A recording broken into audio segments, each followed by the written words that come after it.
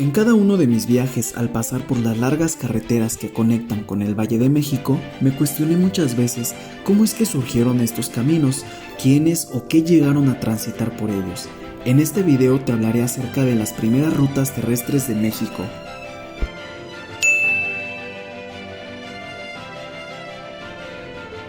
Con el asentamiento de los grandes imperios de Mesoamérica, el hombre fue quien recorrió a pie los largos caminos antes de la conquista. A cierto grupo de personas se le denominaban tamemes. Su labor era llevar en sus espaldas cargas que podían llegar a pesar hasta 30 kilos. Estos podían ser tributos o artículos para comercio, debido a que en esa época no habían animales de carga, sino hasta la llegada de los españoles, y que con ellos estos caminos fueron base de sus rutas, que en un principio eran brechas angostas, senderos que pasaban por grandes bosques, montañas y ríos. A estos se les adaptaron puentes para hacer del recorrido más corto y fácil para las recuas y cargamentos, convirtiéndose en rutas estratégicas, dividiéndolas en la norte y sur, pasando por los estados de Veracruz, Tlaxcala y Puebla, teniendo como fin el altiplano central, siendo estas las rutas reales más antiguas de México. San Juan de Ulúa era el punto de partida de estas rutas, por donde llegan los primeros inmigrantes y las nuevas enfermedades. Es aquí donde entra la primera etapa de infraestructura de servicio, como son hospitales, sanatorios y la fundación de las primeras iglesias y capillas, también las grandes ventas e innumerables haciendas. En este video me voy a enfocar en la venta de Atlangatepec, punto que tal vez no destaca en el mapa anterior y que llegué aquí gracias a mi guía de confianza Antonio Corichi, en donde después de conocer el banco de germoplasma, del cual ya tengo un video en mi canal, me llevó a la venta de este municipio en Tlaxcala. El camino real viene como venimos por la carretera, pasa aquí hacia abajo y a 50 metros está lo que es el camino real que parte hacia la ciudad de Tlaxcala. Por eso aquí llegaban los carruajes con los virreyes, con los obispos, toda la gente que venía de España, acá llegaba al puerto de Veracruz, de ahí se venían y acá llegaban para partir los que iban hacia Tlaxcala, Puebla, o los que seguían su rumbo hacia la Ciudad de México. Sí, entonces por eso hay datos diversos ahí, uno de ellos habla que fue construida en 1522, otra que en 1570, dependiendo de los autores, pero sí ahorita vamos a poderla ver por dentro. Es una construcción muy antigua, sí, y fue la primera que se construyó dentro de la vera del Camino Real, México Tenochtitlan en ese entonces. Las ventas eran lugares donde los viajeros podían descansar, ya que una travesía duraba de 22 a 30 días dependiendo de la manera de transporte y qué era lo que se transportaba. Sus primeros dueños eran conquistadores, personas que solo se les permitía levantar estas construcciones con el pago de un arancel a las autoridades virreinales, con la condición de hacer mejoras a los caminos, ya que por ellos transitaba toda la influencia europea. Bueno, pues ya nos encontramos en la venta. ¿Y qué es la venta? Pues fue una de las primeras construcciones de este tipo en América, ya que fue un punto estratégico en el intercambio de mercancías en el Camino Real, que consistía de Veracruz a Puebla, de Veracruz a Tlaxcala, y de Tlaxcala a Puebla y a la Ciudad de México. Pues aquí me encuentro con la señora Angélica Macías, que nos ha abierto las puertas de la venta. Ok, muy bien, bienvenidos. Les comento que bueno, la venta es un lugar estratégico, como bien decías, acerca del intercambio, ¿no?, de mercancías y de cosas que se llevaban de México a Veracruz y a la inversa, de Veracruz hacia México. Aquí se intercambiaban los caballos, la gente llegaba a dormir y a descansar. También se dotaba de víveres y bueno, esta construcción es testigo de la visita de obispos, de virreyes y de pues mucha historia aquí en Atlangatepec y en general en América Latina, porque bueno, fue de suma importancia para América en ese momento. Por lo que Angélica y Antonio nos cuentan, la venta fue construida entre 1522 y 1530, así como un convento del año 1570, y se encuentra cerca de la laguna que ya no existe. Esta te la mostraré más adelante.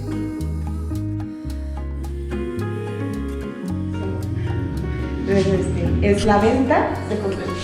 Había varias funciones aquí dentro de la venta. Era una casa de raya. Era, bueno, había panaderías, había donde lugar de descanso para las personas y también para los animales, como viajaban en carruajes y cosas de estas, aquí cambiaban los caballos y continuaban su camino hacia la Ciudad de México. Era un espacio considerado para el hospedaje de los visitantes. Sí. Descansaban aquí, pernoctaban y luego ya continuaban su camino. Aquí son lugares abiertos porque se supone aquí era donde estacionaban así sus carretitas para que pudieran descansar. Sí. Y los caballos, había por aquí un espacio donde eran donde se quedaban ahí los caballitos.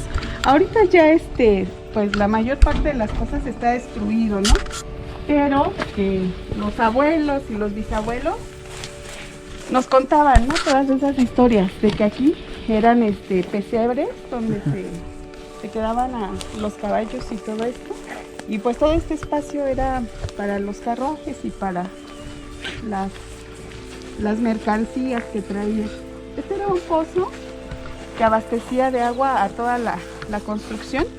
Se dice que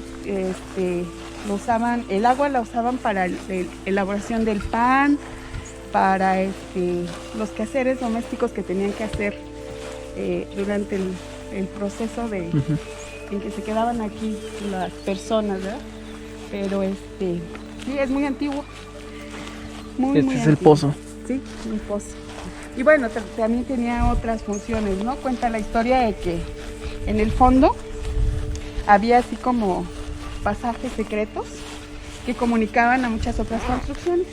Aquí alrededor tenemos varias haciendas y también aquí abajo, a unos, ¿qué será? 200, 300 metros, está la colecturía. También es una construcción de hace muchísimos siglos.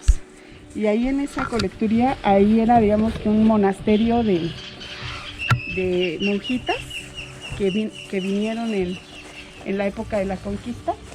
Y por aquí, que se dice que en épocas de la revolución y de la independencia, se metían a esconder y salían a cualquier hacienda o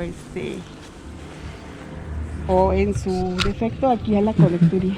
Y sí, hubo, a mí me tocó, por ejemplo, en mis tiempos, sí bajaban y sí dicen que sí está pues sí, las entraditas para los túneles que dicen que había para los diferentes lugares.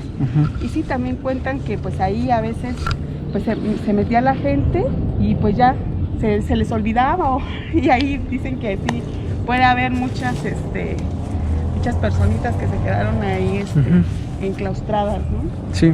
Pero luego recientemente también pues los chicos, ¿no? Que son ahí curiosos por naturaleza, se bajaron, pero sí ya dicen que está todo destruido. Entonces pues ya ahí queda como anécdota para la historia. Sí. Porque pues realmente no sabemos hacia dónde verdaderamente salían, ¿no? Ahí abajo, que todavía es la original. Oh, mira. Ajá. Bueno, de hecho todo el Jalnene es original, es desde 1522, que se supone es la construcción. Todo el Jalnene es original. Si nos damos cuenta, no existían, digamos que los muros que normalmente le ponen hoy, no existían, los castillos no existían porque es un material muy grueso. Entonces eso le permitía que tuviera cierta solidez y no necesitara de otras cosas. Y además por Ajá. Sí, lo curioso de este árbol es que solamente este costado, si tú puedes ver, es lo que sigue vivo. Todo lo demás está muerto. Todo esto está muerto. Pero la mitad del árbol sigue vivo y es el que está manteniendo esta rama de aquí. Ahí se ve cómo la han enterrado. Pero es barro cocido, ensamblado, como si fuera tubo de albañal. Sí. Se escuchaba como el tropel de un caballo salía. Sí. Y que de repente se azotaba el zaguán y pues las abuelitas, ¿no? ¿Quién salió? Y se asomaban y pues no, nadie. Pero dicen que es el dueño original de la hacienda, que a cierta hora de la noche salía a dar su su rondín Ajá. a todas la hacienda y digamos que sus terrenos.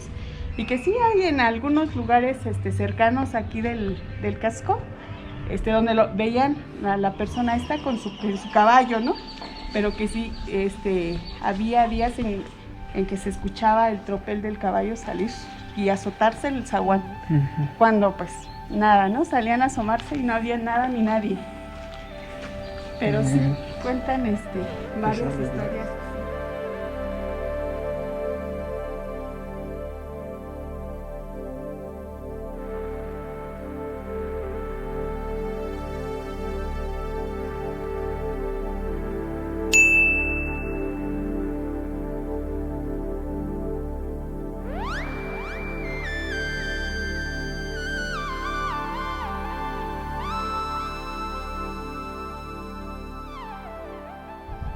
Este lugar era de todo, digamos que un espacio más grande, porque ahí comían, o era lugar para los comensales cuando llegaban de Veracruz o de México para Veracruz. Sí. Yo me acuerdo que ahí aquí había un jardín muy bonito. Ahí, esos son unos tanquecitos. Bueno, había de ese lado y de este lado, había tanquecitos de agua. Había un pasillo en el centro y alrededor, ¿no? Era un pasillo todo alrededor. Pero pues mira, ya, pero observa las piedras que tenían los arcos. Sí. Los arcos. Esas eran piedras de los... Sí, aquí había un arco. Aquí había un arco y quedaba... Ahí el pasillo ahí. Ajá, ahí era el pasillo y el jardín era todo aquí en el centro. Una vez se cayó un árbol que estaba aquí y fue a dar hasta allá y tiró la cocina de mi abuelita. Aquí vivieron mis abuelos, no, mis bisabuelos o Esa era la habitación principal de los virreyes. Sí. Pero era una puerta muy grande y una estancia también muy grande. Dicen que ahí es donde se hospedaban los virreyes. Esa era para la realeza. Y luego había habitaciones para los obispos y todo esto que eran de este lado. Y bueno, para todos los demás, allá en el lado que te mostré, a donde están los cuartitos, así como que nada más cabía muy poquitos, ahí era donde ellos se dormían. Pero sí, esa habitación tenía hasta su baño privadito y todo. Muy lujoso para esos tiempos. Para esos tiempos, sí. Exactamente. Entonces muy padre. Aquí era como una salita, un recibidor, porque había hasta una chimenea. Había una chimenea y bueno, pues en esos tiempos aquí creo que no se usaban las chimeneas, sí, ¿no? Pero esta construcción ya tenía una chimenea. Pero mira, esta construcción es donde te digo que eran las habitaciones, sí, para la gente importante, pero pues no tanto. Pero sí, es parte de lo que queda, pero sí. Sí, estos eran de 2 pisos, ¿no? Igual y antes no. 2 pisos. No había de 2 pisos. Y allá, arriba de la tienda estaba la troje. Ahí almacenaban granos de todo tipo.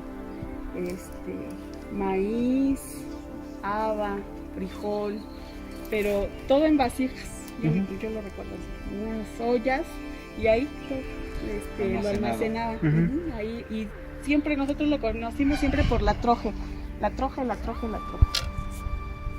Un entarimado de madera y todo el mostrador era toda esta parte.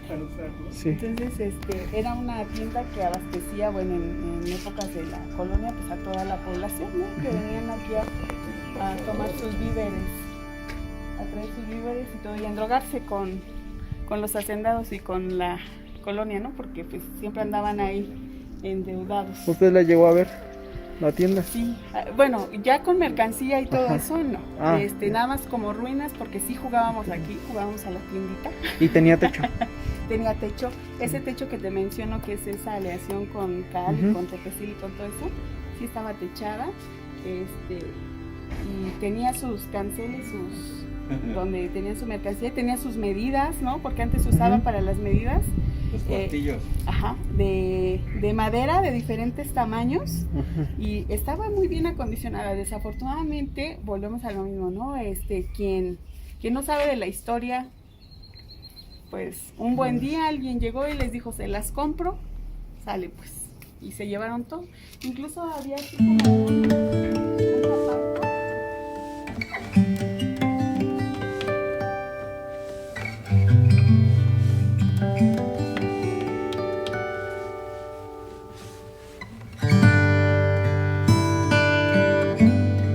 ahorita, perdón, porque se construyeron dos conventos aquí en Atlangatepec. El primero fue en 1535, pero fue en Santa Clara.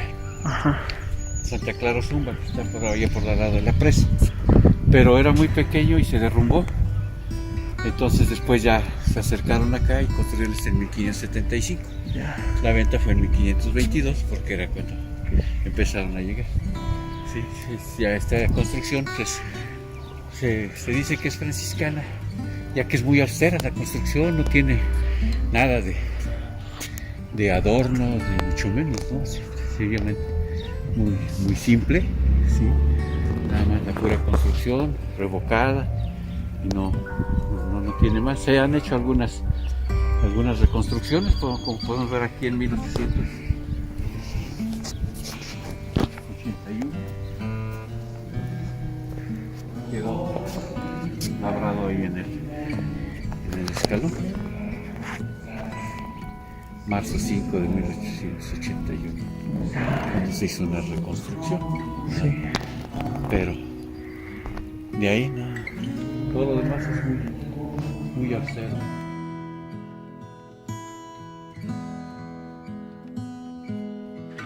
Bueno, estamos en lo que es la parroquia de San Juan Bautista Atlangatepec, que originalmente fue sede de uno de los primeros conventos que se construyeron aquí en el estado. Ustedes pueden ver la construcción con arcos, siempre con viga de jamanil, que todavía se puede conservar una parte. Aquí podemos ver aquí la parte, una de las partes que todavía se mantiene de lo original.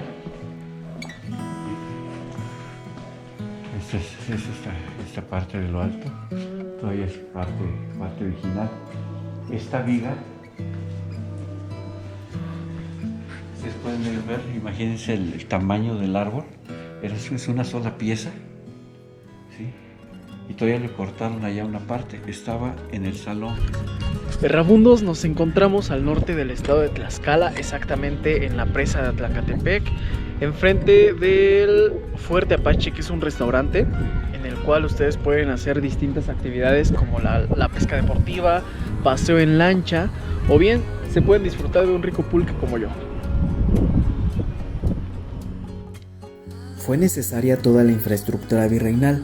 Hoy en día se encuentran vestigios o construcciones completas, algunas en uso y otras peor aún agonizan. Y todo esto nos dice en silencio de la importancia y el desarrollo económico de los lugares. ¿Y qué pasó hoy con las ventas? En la época del Porfiriato se agilizaron los viajes gracias a la intervención del ferrocarril, lo que provoca que las ventas quedaran en desuso. Fue hasta el gobierno de Lázaro Cárdenas y la facilidad del automóvil, como hoy conocemos, se retoman estos caminos, hoy conocidos como carreteras federales y libres, de los cuales hoy por hoy siguen siendo utilizados para transportar personas y miles de productos que mueven la economía del país, como se ha hecho desde épocas precolombinas. Yo te invito a hacer una pauta, a ver estos caminos con otros ojos, a ser un viajero consciente de la historia y los hechos que han definido la ruta y el camino por el que hoy México se mueve, y no solo en Tlaxcala, sino en cada rincón de nuestro país. Que tus pies te lleven lejos y sigamos viajando por México.